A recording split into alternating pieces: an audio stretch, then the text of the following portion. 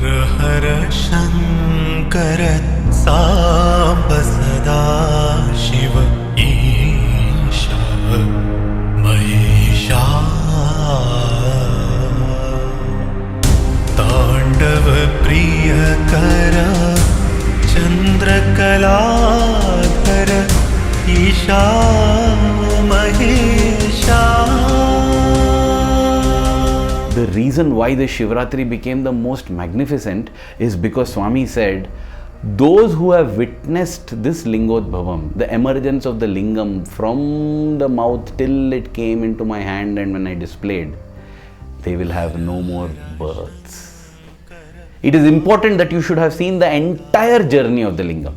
Swami stressed on that as well, and he said, but if you have done that, no more births.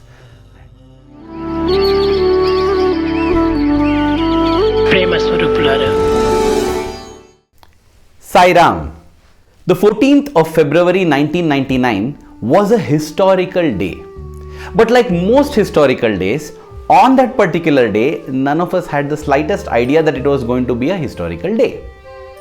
It was a special day, no doubt, the day of Shivarathri. And it was doubly, triply special for me because this was, for starters, the first ever Shivarathri that I was celebrating. And secondly, I was celebrating it in the physical presence of Bhagawan Sri Sathya Sai Baba. And thirdly, I was celebrating it as his student. I had joined the Sri Sathya Sai Higher Secondary School in 1998, and this was the Shivratri festival. Though multiple festivals are celebrated in Bhagwan's presence, the Shivratri is extremely special. No points for guessing why, because Bhagawan Sri Sathya Sai Baba is Shiva-Shakti Swaroopa. During the Guru Purnima of 1963, Swami made this revelation of him being the Shiva and Shakti, and that episode is so magnificent. It evokes goosebumps and a great devotion and thrill in the heart. If you don't know what I am referring to, you can have a look at this link above for that satsang video, where this entire revelation we go into great depths. Therefore, Shivratri is very, very special in Swami's presence. Now, during Shivratri, Swami used to do two types of miracles. One is the Vibhuti Abhishekam, where a small empty pot would be held over a Shirdi Baba silver idol, and Swami would put in his hand and twirl it, and there would emerge cascades of Vibhuti. And then Swami will pull out his hand, the Vibhuti will stop, he will put in the other hand and start twirling, and again Vibhuti would start. From that little pot, at least 40, 50 or 60 potfuls of Vibhuti would emanate, and Abhishekam or a bath to Shirdi Baba would happen with that Vibhuti. The second miracle is the miracle of Lingodbhavam. Udbhavam means to emerge, and Lingam is the form, a representation of the infinite divinity. Just like Omkara or Om is the audio representation of divinity, so also the Lingam is the visual representation of divinity. If you look at its shape, it has neither a beginning nor an end, just like God. And that is why it was a day of great excitement and energy for me, because this is my first Shivratri. In the morning, as usual, we had the stotram singing in the presence of Sai Shiva, and wow, what a feeling it was to participate in the Shivratri stotrams. In the evening would be the Akhanda Bhajan, the 12-hour bhajan starting at 6 p.m. which would go on till 6 a.m. in the next morning. And this Akhanda Bhajan was considered a very, very powerful bhajan, a bhajan that can bring about great transformation and changes. In fact, it reminds me of the amazing and miraculous transformation that these Shivratri Akhanda Bhajans brought about in a devotee from Japan, Mr. Ryoko Hira. That is another stupendous miracle, and it has been covered in this link above. You can check them out after you view this video.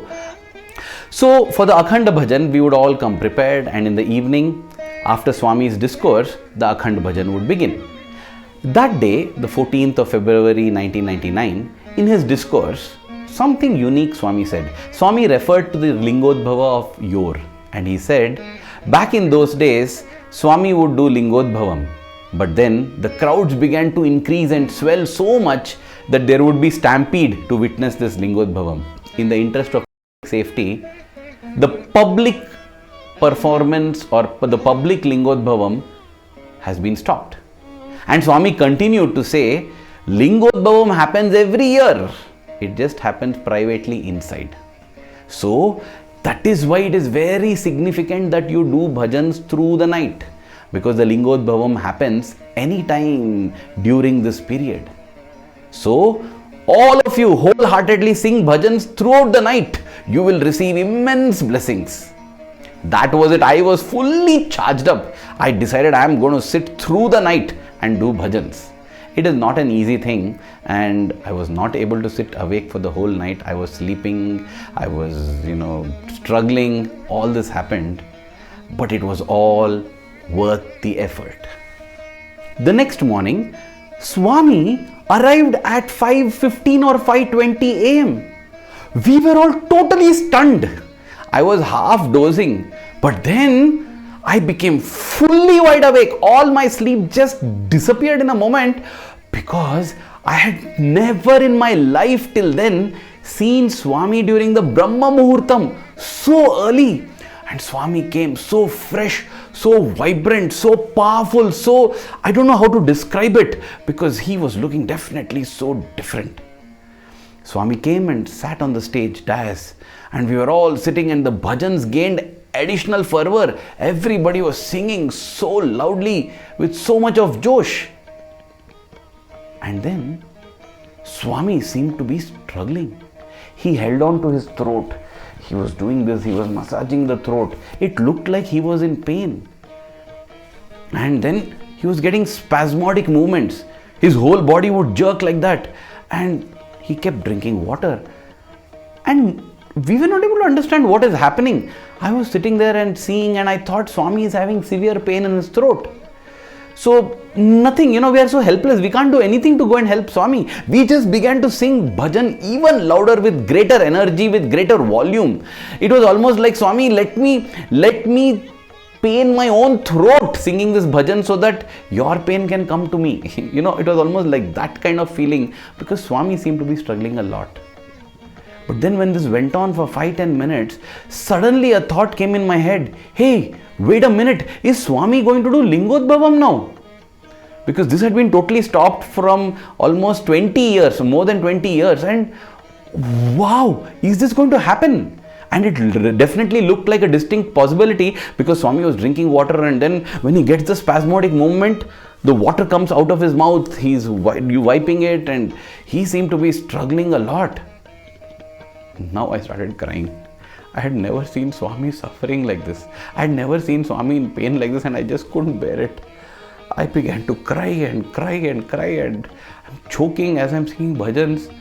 And even there, amidst my tears, one jerk and out came a golden globule which Swami caught like an expert cricketer, He caught it and then he held it up. Wow! It was a magnificent Linga in pure gold. I had my camera on my lap. On that day, nobody else had a camera. I picked up my camera and took 2 pictures. The only pictures taken in a camera of that Lingodbhavam, because there were other pictures that were released later to public, but these were stills taken from a video footage. A video had been paused and photo had been taken. But from the camera, the only photo were what I took, and this became a very, very memorable Shivaratri. Swami went around showing the lingam, and Swami spoke about the significance of the Lingodbhavam.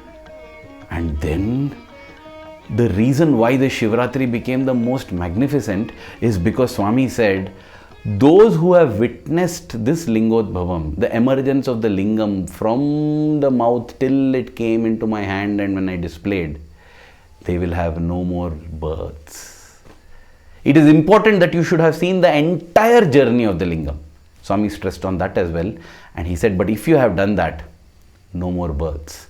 And you can imagine the thrill we all felt This was my first Shivaratri in Swami's presence, first time as a student, and wow, free moksha has been granted. And I felt this is going to be the most significant event in my life. Forget being the most significant Shivaratri. But then Swami proved that the next Shivaratri was going to be even more grander.